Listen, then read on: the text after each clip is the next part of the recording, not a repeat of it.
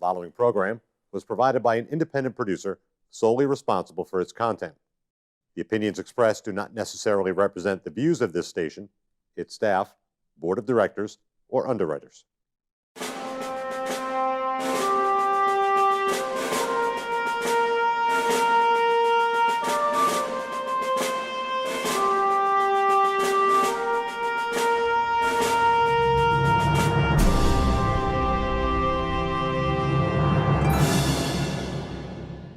Hello and welcome to Perspectives. My name is David Schoneman. I'm your host on this program.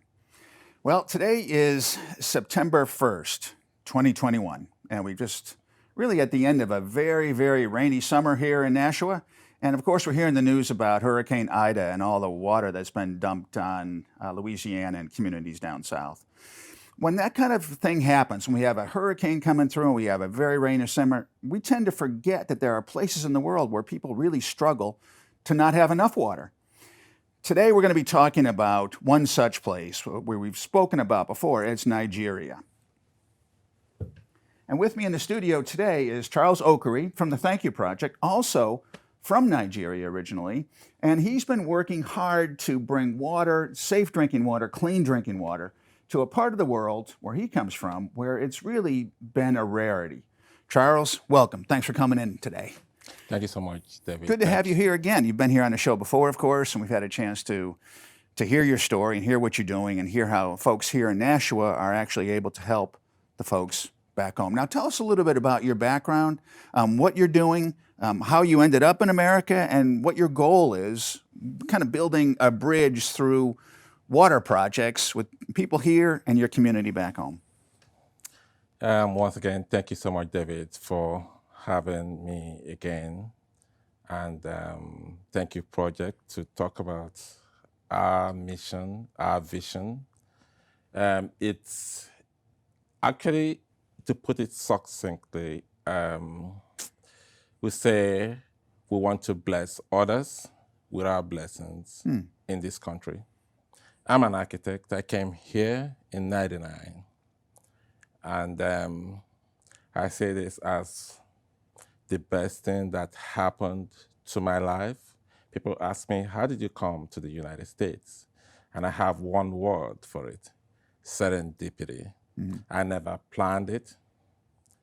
I was in Nigeria trying to practice architecture, and one day I went to my mailbox and found this letter that actually was from my wife, that she won the US visa lottery. We packed up everything. Me, a briefcase, my wife, and my daughter left Nigeria. Wow. With absolutely nothing. Because everybody said, all you needed to do, get to the United States, and you'll be made. But something else was happening. I left Nigeria, like I said, with a briefcase, my wife, my daughter, but I had something bigger. I left Nigeria with hope and a lot of faith in God that I was going to survive in this country. I came in here between '99 and now. My daughter that was born in Nigeria, that came here as a baby, just graduated from Cornell University. Wow. One of my clients not too long ago told me, Charles, you really don't know what you have going for you, because I'll practically spend anything to get my daughter to an Ivy League, for an Ivy League education. And look at you from your village, and look at your daughter. She just graduated, and she's going to grad school now. On top of that, my son that was born here just got into Cornell University too. So I've had so much going on, very positive. And I can tell you without equivocation that I know that there is much more to it than physical, human effort. I know that I'm not working harder. I'm not hitting the kids on the head every day to study or be good citizens. But somehow things have been working out for me.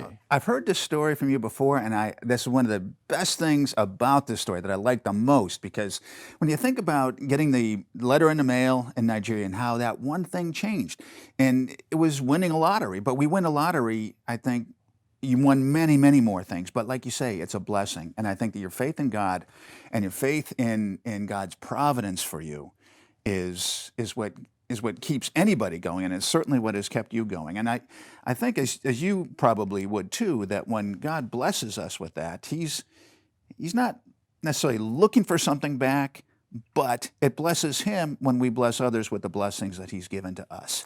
Absolutely. I'm a fervent believer in the saying that to him much is given, so much, and I say so much more. Yes. Is expected. That's straight out of the Bible, and that's the truth. So I have had all this coming my way almost effortlessly.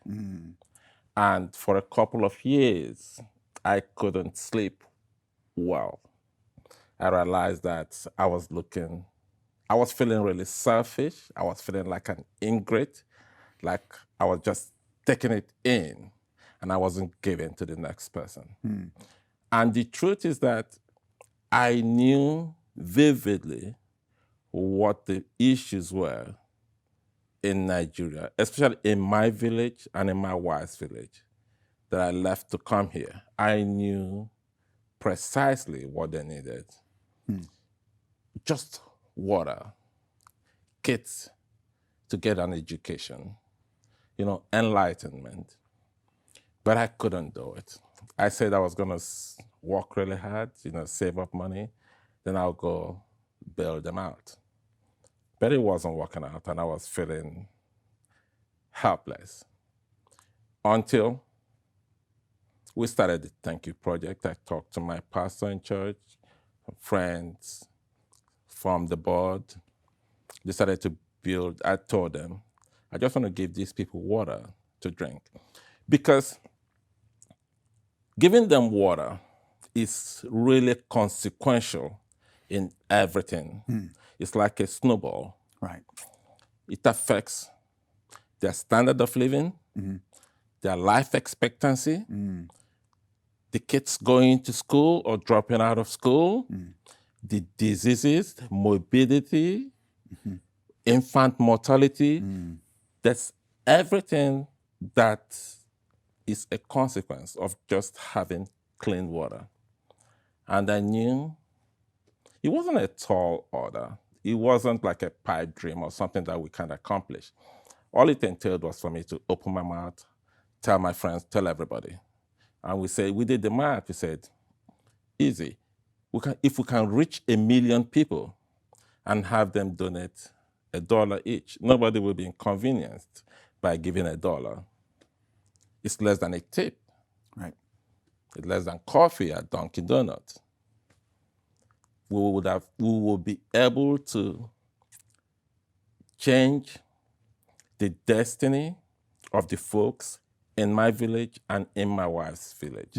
Because the kids, rather than going to the rivers to fetch dirty water and getting contaminated with all those diseases like diarrhea, typhoid, dysentery, all those things that break down their system. Something really serious happened to me, and I must say it. After a couple of years, I tried to keep in touch with Nigeria. I'll call and ask about one cousin or one nephew. What about Nene?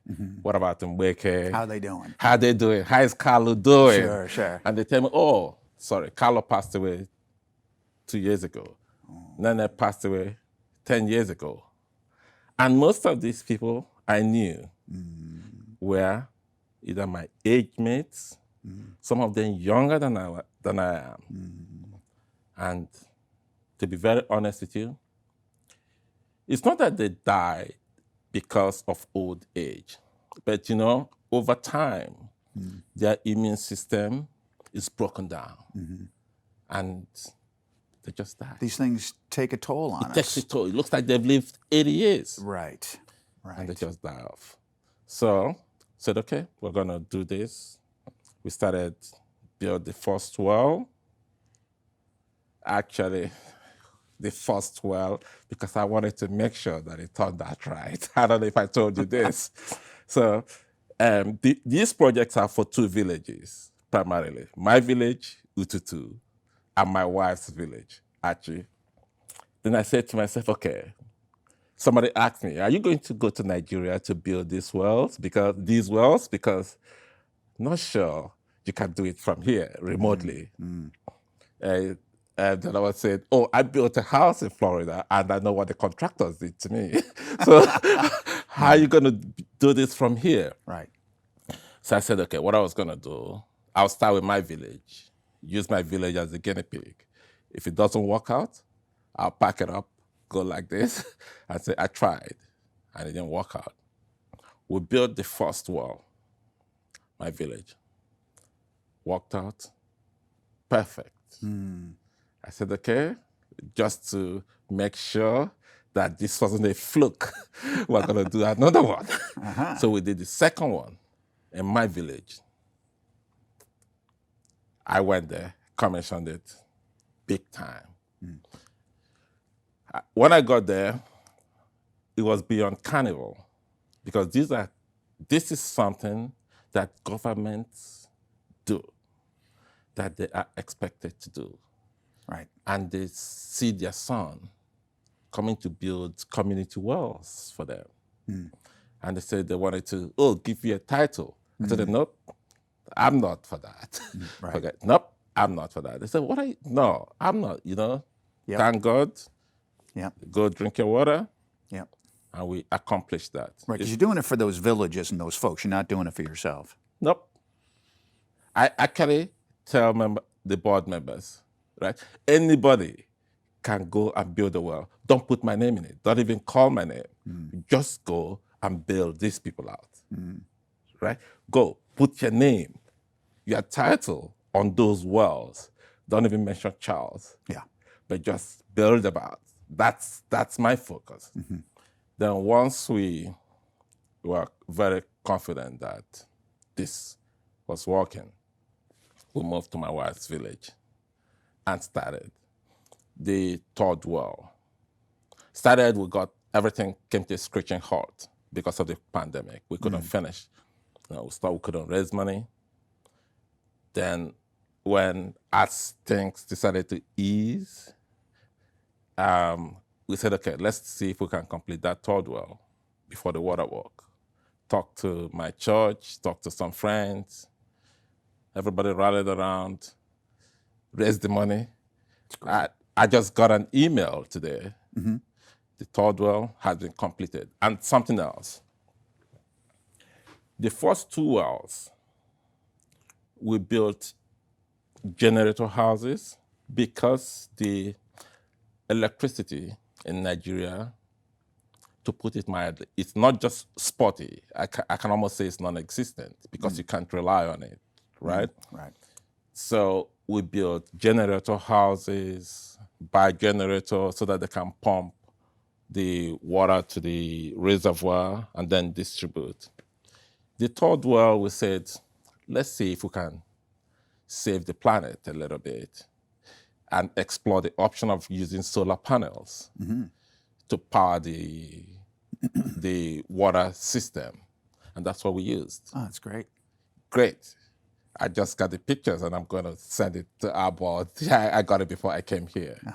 So That's excellent. I got a question for you, Charles. What does it cost to provide a well? What you talked about raising the money. You had to raise the money, finish raising the money for the third well, and you have activities, fundraising activities here.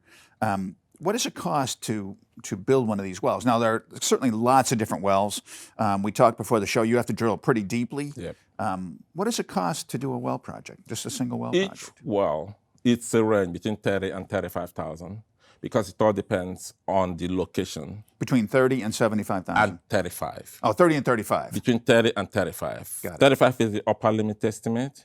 30 is like the bottom line. If we have a good grade and we can find water, like at 400 feet, below the earth, then we're fine. Then if we need to go like 700 feet, that's how far we've gone for some of the water, because what we're doing it's like spring water that when it comes out, you can just drink it straight out. No purification, nothing, no bacteria, no impurities. But it's 750 feet down. That's quite deep. Yeah. It's like drilling for oil. Yeah, it's like drilling for oil. My mom lives up in Vermont, and she has a well for her house. Okay. And the water comes out, and it's wonderful. It's cold. It's so cold, and it's so clean. But it's certainly not 700 feet deep. There's no way. Yeah. So we have water plentifully here, and like I said earlier, in some places of the world, we just don't have that luxury. So you're able to raise the funds to drill to that kind of a depth and provide water for folks. Now, how large are these villages? When we talk about a village, how large is how many people in your village and your wife's village? Overall, each village is about 60,000. Each village is 60,000? Yeah, like Ututu. Ututu is made up of different hamlets, like they say Obijoma, Ukwako. You might not know these places, but I'm just giving you the names, like Obiene, Ubila, Ametiti. I love those names. They sound great. So each village, but if you add all of them up, you're looking at about 60,000 people. How large is the area for that, let's say one of those 60,000 groups, all the little hamlets? Yeah. How far, if you put a well in the middle, how far would the furthest person have to walk to get to that well, would you say? Where we put it, we're looking at them walking less than a mile for this particular, but some people have to walk more. I see. You understand? We put it in a particular cluster where they live in their village. They have village squares. Like where they meet in the evenings after the farm, after they come back from their farms. So that's where we put it. Like they used to like have festivals and everything, and that's where we put these wells. I see. So that it's really close. They can they can be boiling, cooking, and if they're out of water, they'll just run over to the well. Oh, that's great. And fill their pot and go back. That's what we want to do. I see. Close proximity. And can the wells that you've done so far, can they supply the whole village in each case? These wells, we want to build like the 60, right? Each well now, we're looking at supplying like 5,000 people. I see. So we plan on building at least 10 to 12 in each village. I see. Right? So you're talking maybe a total of 20 to 24 wells, something like that. And you've all done together. 3. So altogether, you've done 3 so far, and you're looking for 20 to 24. That's correct. Let's say. So this is you're trying to do one every couple of years or so, or? I plan on doing one because at the end of the day, it all boils down to the math and the money. If we have the wherewithal, I will go and carpet the entire village with wells, call it a day, and get my life back, right? But because of the way funds are coming to us, we've been able to do one a year. But I'm looking forward to a time when we'll be able to connect to somebody, a benefactor with a good heart that can say, I'm going to build one well for you, Charles, or for Thank You Project. Even if they will write their name on the well, that's fine with us. Just go build a well. So if we get to that point to connect with somebody, I tell my kids the same thing, right? If they make it big in this country, then they can use their network and their friends. If they have millionaire friends, some of those kids that go and go to a casino and gamble thousands of dollars one night, or you know what I mean? Sure. Yeah, if they can just there tell are people them. that have those kinds of resources. Yes, and I also know I don't begrudge those people, because a lot of people have come to understand or appreciate, are only aware of what they know.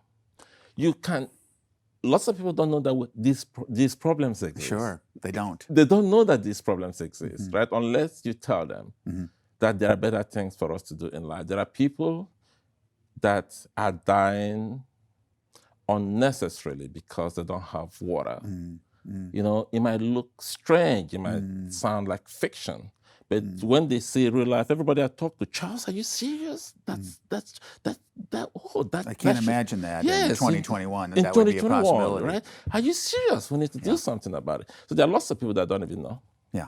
So you need to tell them. So when we get to such people, if we're able to reach them, I'm sure we'll carpet the whole place with wells. I think you will too. And going back to your faith story, I think that my experience, what I observe myself and you and others, is that God doesn't just rain down all this money on you. He has you work hand in hand with Him to spread that word, to encourage other people, and it's a process.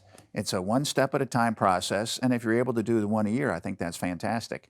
But the expectation that you're going to win the lottery, you know, and there's going to be this big pile of cash. I don't play You lottery. don't even do it. I don't even gamble.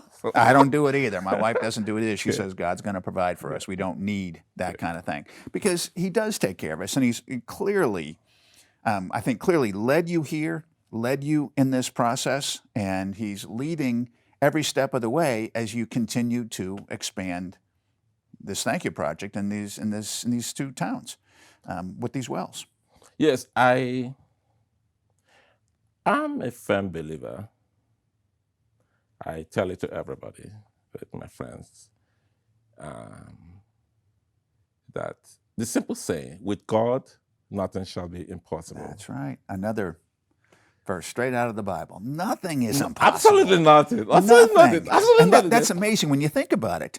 The God who spoke the world into existence, Are you kidding me? He's helping you, and nothing is impossible. Absolutely nothing. And I think the water walk that you got, the water walk coming up, this has raised funds, and you use that to spread awareness, and that encourages folks to get involved and to contribute to this process.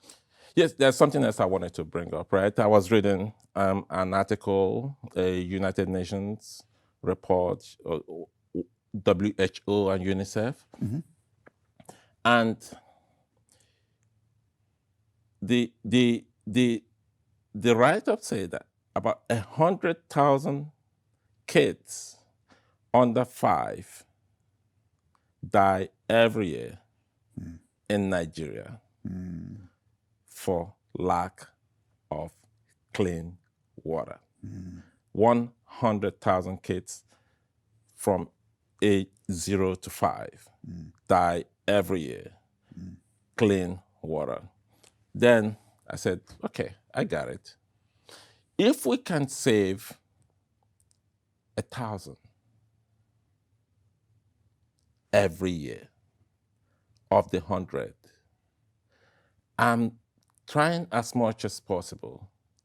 And I tell people this is a very humble effort on our part, just to do our part. And I say it's like to build myself so that when I pass on, I'll say I did something with every blessing that came to me. So that's why I plead with people.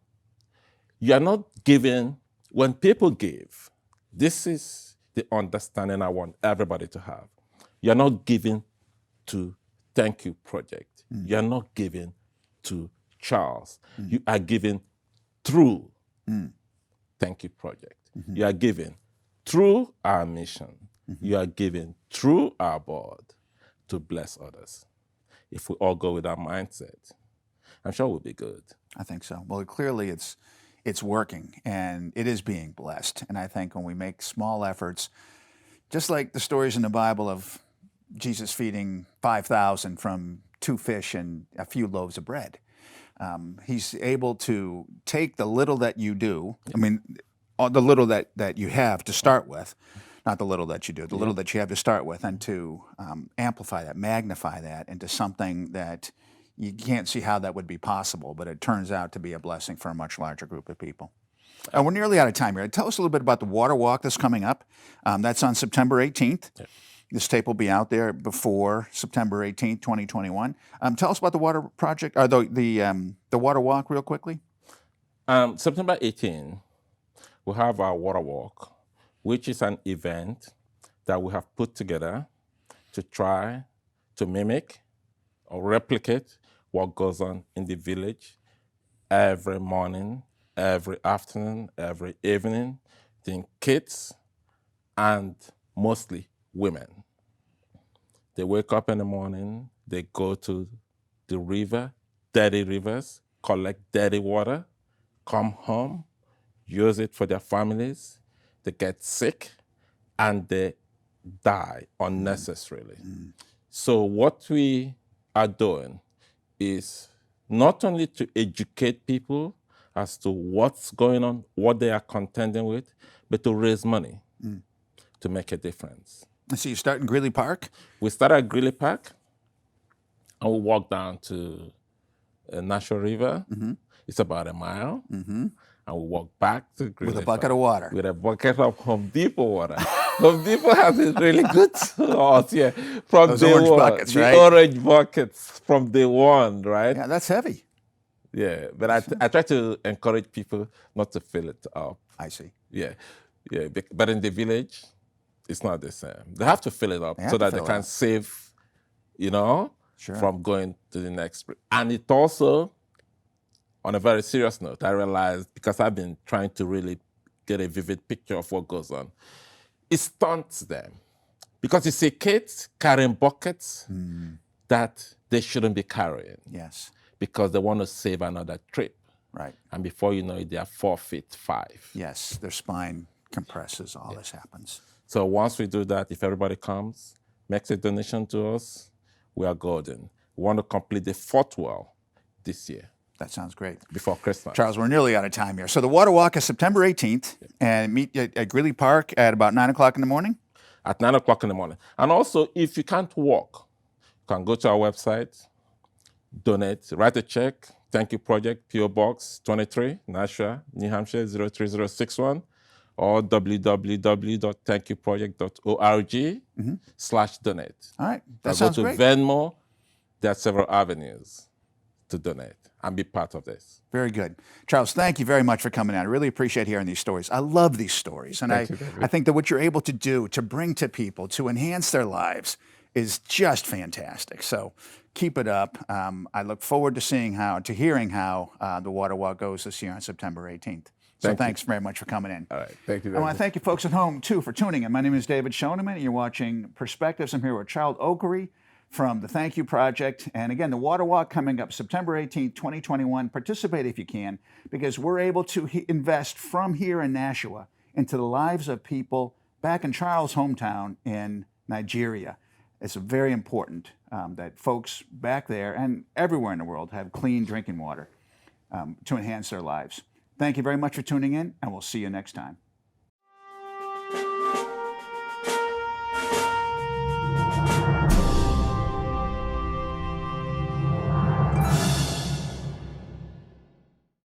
The preceding program was provided by an independent producer solely responsible for its content.